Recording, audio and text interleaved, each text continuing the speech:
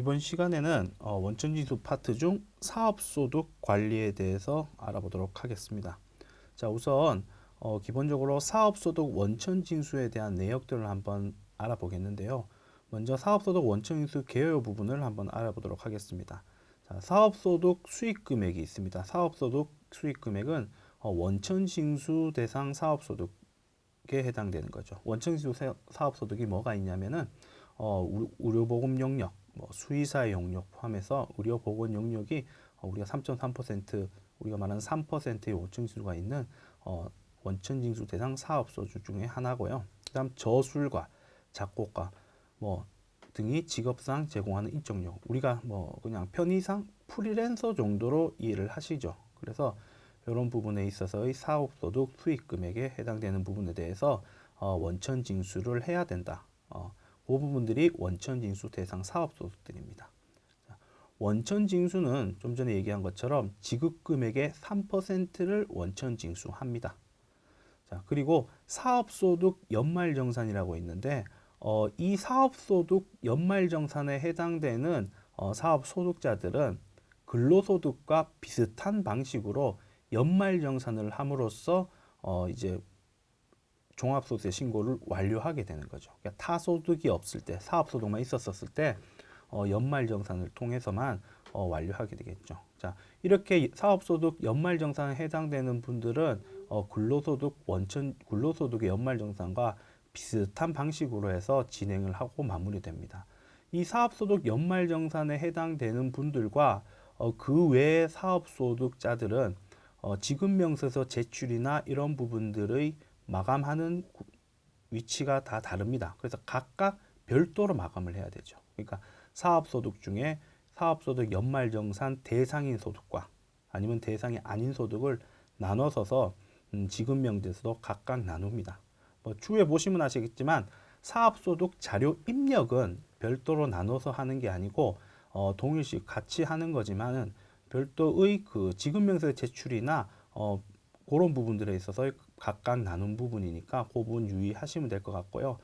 사업소득 연말정산 대상자는 기본적으로 간편장부 대상자, 그러니까 신규 사업자, 당해 신규 사업자 내지 사업소득만 있는 자로서 직전 과세기간 수익 금액이 7,500만 원 미만일 때 사업소득 연말정산을 할 수 있습니다.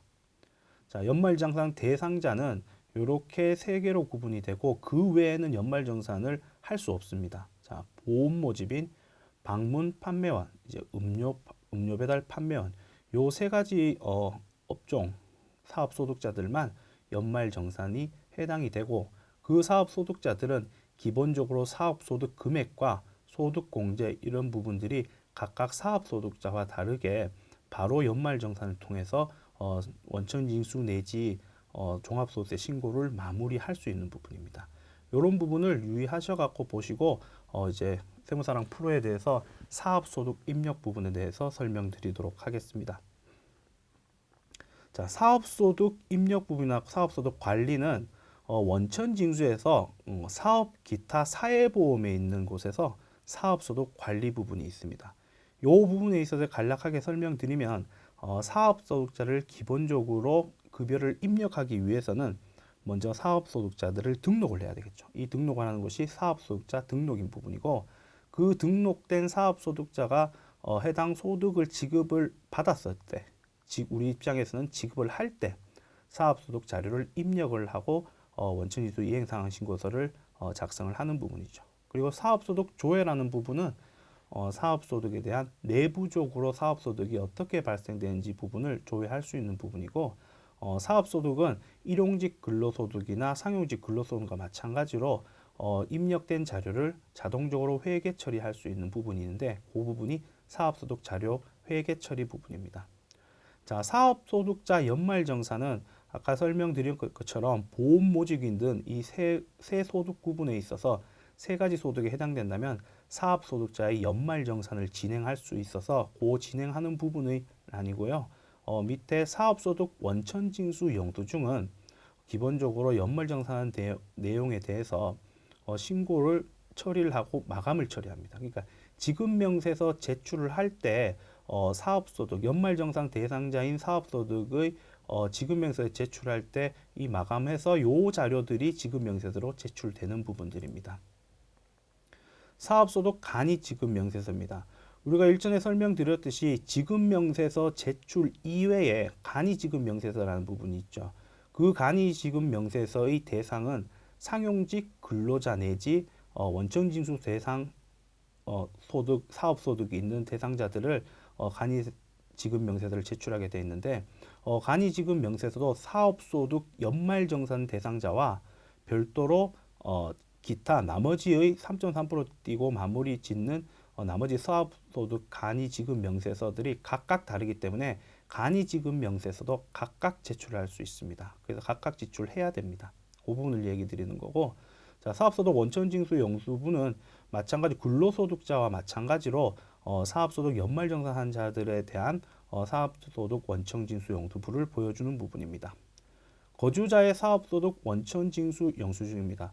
이 부분은 이제 거주자의 사업소득에 대해서 말 그대로 원천징수 영수증을 제출할 수 있는 부분이고, 밑에 사업소득 지급명세서의 연간 집계표는 우리가 연말정산 대상자가 아닌 사업소득자에 대해서 이 부분에 있어서 마감을 하고 이 자료를 토대로 지급명세서가 제출되는 곳입니다. 자, 사업소득 간이지급명세서는 좀 전에 설명드렸듯이 사업소득 연말정산 대상자 외의 사업소득자에 대해서 지급명세서가 제출하는 부분입니다. 이때 사업소득 자료 제출 집계표는 전자로 지급명세서를 제출하지 않고 서면으로 제출할 때 이 부분을 앞면에 추가를 해서 제출하는 부분이기 때문에 이런 부분이 있다 부분으로 확인을 하시면 될 것 같고요.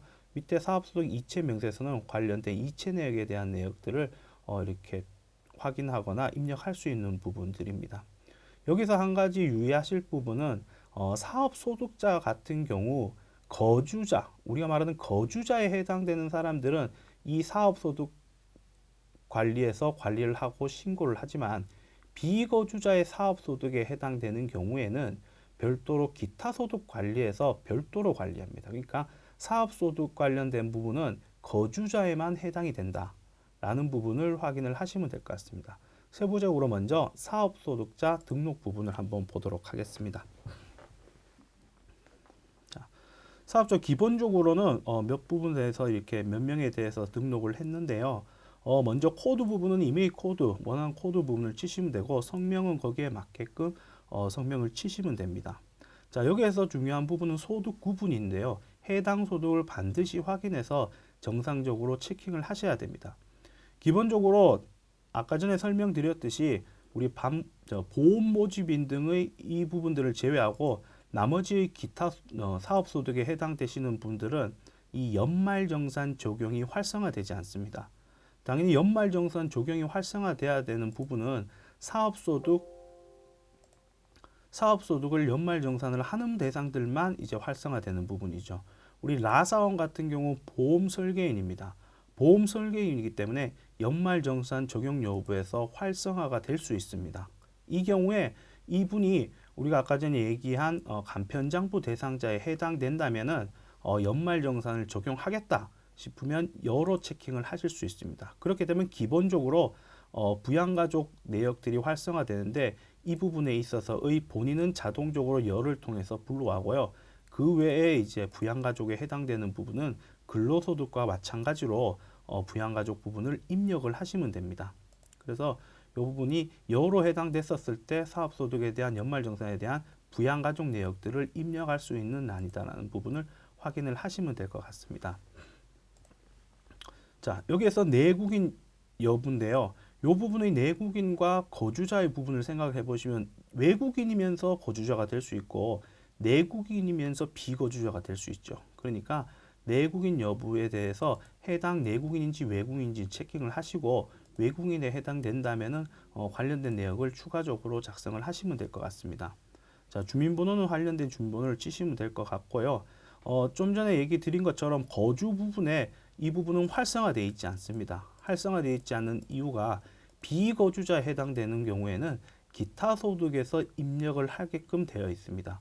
비거주자의 사업소득은 별도로 지급명세서를 별도로 제출해야 되는데 어쨌든 그 부분에 있어서는 이 사업소득자 관리에서 정리를 해서 입력을 하고 반영을 하는 것이 아니다라는 부분을 확인을 할 수 있습니다. 그 부분을 체킹을 하시고요. 자, 사업자 등록번호. 자, 사업자 등록번호는 소득 구분이 병의원에 해당될 때는 반드시 입력을 하셔야 됩니다. 병의원에 해당될 때 입력 하나 되면 마감이나 이런 게 추후에 할 때 오류가 뜨거든요. 그러니까 병의원에 해당되신다면 반드시 사업자 번호를 입력을 하시면 될 것 같습니다. 나머지 사항들은 확인을 하시면 될 것 같습니다. 그래서 이 부분에 대해서 이제 기본적인 사업소득자 등록 부분을 설명드렸는데요. 어쨌든 소득 구분이 이 중에서는 제일 중요하겠죠. 그래서 해당 소득 구분이 정상적으로 등록이 돼야 된다. 왜냐하면 이 소득 구분대로 지급명세서가 제출될 거고 이 제출된 지급명세를 기준으로 5월달 종합소득세 신고할 때 종합소득세 안내문에서 이 가사원이 기타 모집수당으로 얼마를 갖고 갔습니다라고 소득 신고 안내문에 표시가 되어 있게 되어 있습니다.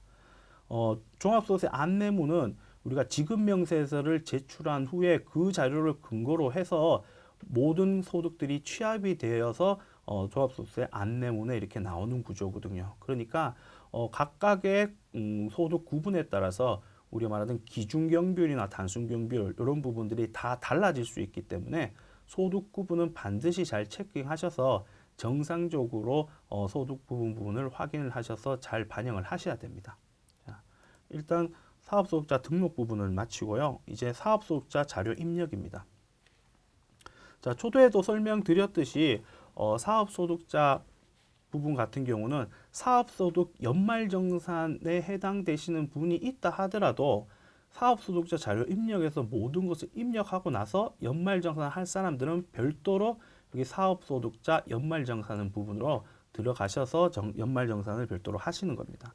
자, 7월 달에 보면은 자, 일단 가사원에 대해서 기타 모집 수당이라는 부분이 우리가 사원 등록에서 나와 있는 것처럼 저절로 나와 있고요. 우리가 추가적으로 사업소득자 자료 입력에서 반영해야 되는 부분들은 밑에 하단에 있는 부분들입니다. 그래서 지급 연월일이 7월 달이다. 7월 달이면 기속 연월이 몇 월 달 사업소득이냐 라는 부분도 정리를 하셔갖고 7월에 해당되면 7월, 6월에 해당되면 6월 이런 식으로 해서 입력을 각각 개별적으로 하시면 됩니다. 여기에선 7월을 누르고 바로 엔터를 쳐서 하게 되면은 여기에 있는 내용의 일수는 별도로 적게 되어 있고요. 만약에 여기선 7월 20일이니까 7월 20일로 치게 되면은 바로 이 부분들이 나올 수 있는 부분이 7월 20일로 치게 되면은 별도의 이 일부분도 클릭을 할 수 없게끔 되어 있으니까 편의상 거기에 맞춰서 반영을 하시면 될 것 같습니다. 이 가사원 같은 경우에는 지급액이 500만 원이고 우리 원천 유세율이 3%니까 3%인 15만 원에 대해서 지방소득세 15,000원에 대해서 원천 징수를 하고 이제 차인 지분인 480만 원 정도를 이제 지급을 했다라는 부분의 내용들입니다. 그래서 이 부분에 있어서는 이 7월 달의 부분에 있어 소득이 모두 마감이 되었었을 때는 이제 월별 마감을 통해서 이제 다시 이제 작성을 하지 월별 마감을 통해서 이제 추후에 7월 달 부분에 있어서의 실수로 작성하는 부분의 오류 부분을 방지하기 위해 월별 마감이 있습니다. 그러니까 이 부분을 마감 7월 달 부분이 완료가 되셨으면 월별 마감을 통해서 마감을 하시면 아무래도 실수가 적어지겠죠. 상단에서 나머지 부분들을 보시면은 소득자 불러오기 이 부분은 전체 소득자를 불러오는 방식이고 아니면 소득 구분별로 불러오는 방식에 따라 해서 이렇게 체킹을 해서 불러오는 방식이 달라질 거고요. 복사는 마찬가지로 해당 월에 동일 소득이 있으면은 다른 월에 이렇게 이전을 할 수 있거나 복사할 수 있는 부분들입니다. 그래서 이 부분들은 기본적인 일용직 근로소득 자료 입력이나 상용직 근로소득 자료 입력과 거의 동일한 구조로 흐르고 있다고 생각하시면 될 것 같습니다. 소득자 간편 등록입니다. 소득자를 사원 등록에서 등록을 할 수도 있고 지금 여기에서 보시는 것 같이 바로 간편하게 등록을 할 수 있는 부분이니까 이 부분들을 확인을 하시면 될 것 같습니다. 자, 이렇게 7월 달에 작성된 사업소득 자료 입력은 우리가 원천징수 이해상하 신고서를 보면서 확인을 한번 해보도록 하겠습니다.